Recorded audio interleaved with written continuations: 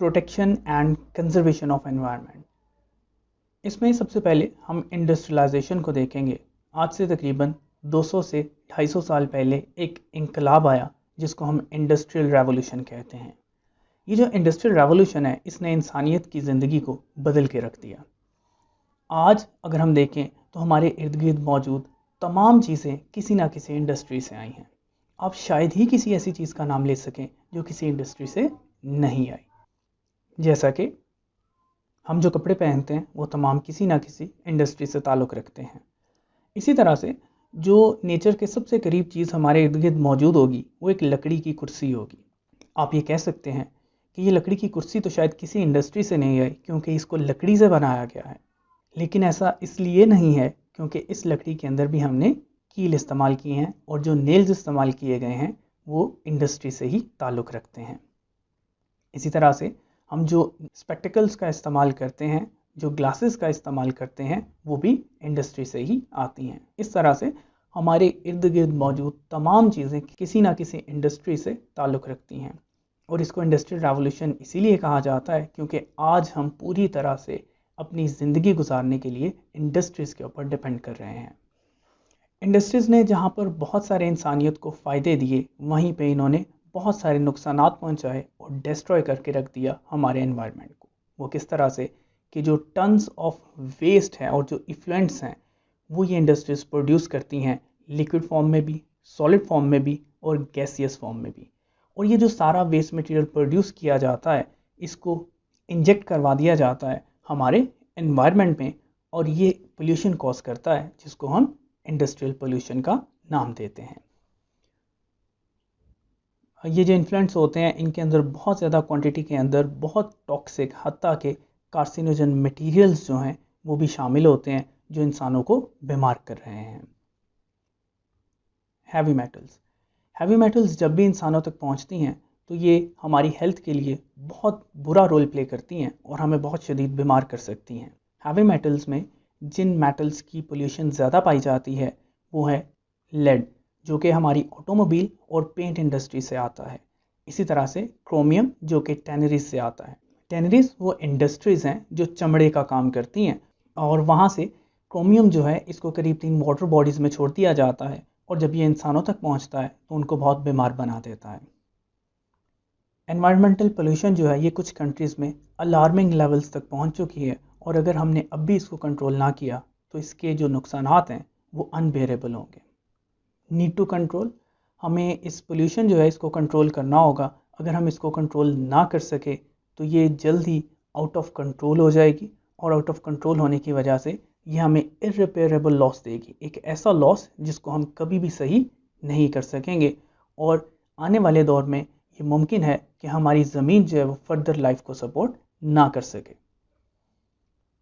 Removal of industrial waste, biologist जो हैं वो ये कोशिश कर रहे हैं कि वो कोई ऐसा सोल्यूशन फाइंड करें जो कि हमारे एनवायरनमेंट को बेहतर बना सके।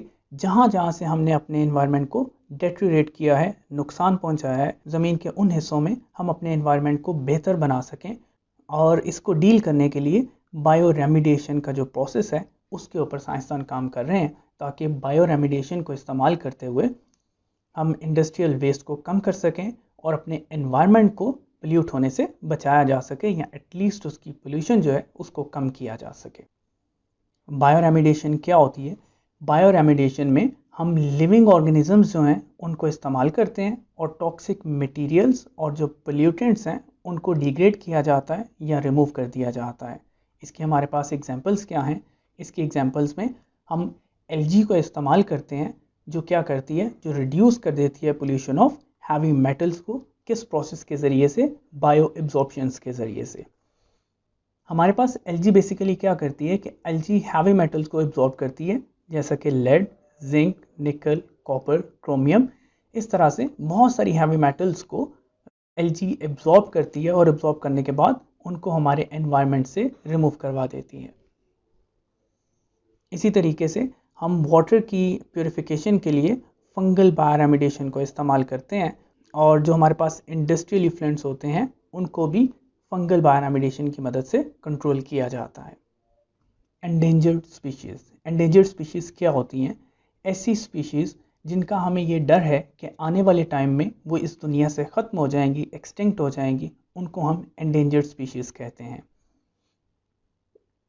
बायोलॉजिस्ट जो हैं वो वर्किंग कर रहे हैं ताकि वो लिस्ट बना सकें इन एंडेंजर्ड स्पीशीज़ की, बोथ एनिमल्स एंड प्लांट्स, जिनको अगर हमने प्रोटेक्ट ना किया तो वो इस ज़मीन से एक्सटिंक्ट हो जाएंगे। जैसा कि पांडा, टाइगर, ईगल, ये तमाम स्पीशीज़ एंडेंजर्ड स्पीशीज़ में शामिल हैं। अगर हमने इनकी हिफाजत ना की तो ये जल्द इस दुनिया से ख़त्म हो जाएंगे।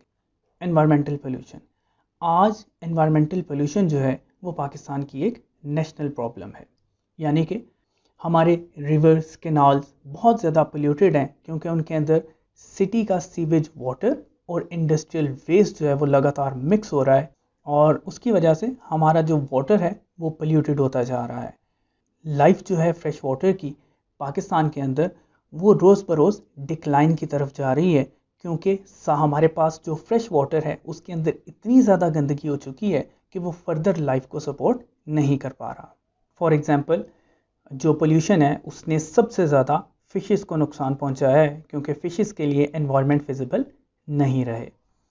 हमें प्रोटेक्टिव मेजर्स लेने होंगे ताकि हम पानी की आलूदगी से बच सकें और इसके अंदर मौजूद तमाम जो लाइफ है उसको हम बचा सकें। लेड पॉइजनिंग, जो एग्जॉस्ट होता है ऑटोमोबाइल्स का, ये हमारे एनवायरनमेंट में लेड को शामिल कर देता है। और लेड जो है ये एक बहुत ही डेंजरस हैवी मेटल है जो इफ़ेक्ट करती है हमारी मेमोरीज़ के ऊपर और हमारे बिहेवियर्स के ऊपर। एक्चुअली लेड जो होती है ये हमारी बॉडी के अंदर मौजूद एंजाइम्स को ब्लॉक करती है, जिसकी वजह से ये हमारे बिहेवियर्स के ऊपर बहुत बुरा असर रखती है। हमारे पास इसका सोल्यूशन क्या है? हमारे पास सोल्यूशन ये है कि हम लेड फ्री पेट्रोल इस्तेमाल करें ताकि हम लेड की पोल्यूशन से बच सकें। आप लोगों ने फ्यूल लेते हुए शेल के फ्यूल स्टेशंस के ऊपर ये चीज़ नोट की होगी कि पेट्रोल वाले सेक्शन के ऊपर सुपर अनलेडेड लिखा होता है। सुपर अनलेडेड का क्या मतलब है कि ये जो वर्ड अनलेडेड लगाया गया है इसका मतलब ये है कि शेल कंपनी ऐसा फ्यूल सेल कर रही है जिसके अंदर लेड शामिल नहीं है। और हकीकत तो ये है कि पाकिस्तान के अंदर लेड वाला जो फ्यूल है उसकी सेल के ऊपर बैन लगाया गया है, और पाकिस्तान के अंदर तमाम कंपनीज जो पेट्रोल सेल कर रही हैं वो सारे का सारा अनलेडेड है। हमारे मुल्क के अंदर कोई भी लेड वाला फ्यूल सेल नहीं किया जा रहा। लेकिन स्टिल पाकिस्तान और इंडिया दोनों के अंदर लेड की जो पोल्यूशन है वो बहुत ज़्यादा मौजूद है। ये कहाँ से लेड हमारे एनवायरनमेंट में दाखिल हो रही है? हमारे एनवायरनमेंट के अंदर जो लेड आ रही है वो फ्यूल से नहीं आ रही बल्कि पेंट इंडस्ट्री से आ रही है। WHO ने एक स्टडी लॉन्च की इंडिया के अंदर, और इसके अकॉर्डिंग 22 कंपनीज़ को लिया गया और उनके पेंट्स जो हैं उनकी टेस्टिंग की गई, तो पता चला कि सिवाय एक कंपनी के बाकी तमाम कंपनीज़ जो हैं उनके पेंट के अंदर लेड शामिल है। और इसी तरह से पाकिस्तान के अंदर जितनी भी छोटी इंडस्ट्रीज़ काम कर रही हैं उन तमाम इंडस्ट्रीज़ के बनाए हुए पेंट के अंदर लेड शामिल होती है। तो हमें इससे अवॉइड करना होगा ताकि हम अपने एनवायरनमेंट की हिफाजत कर सकें।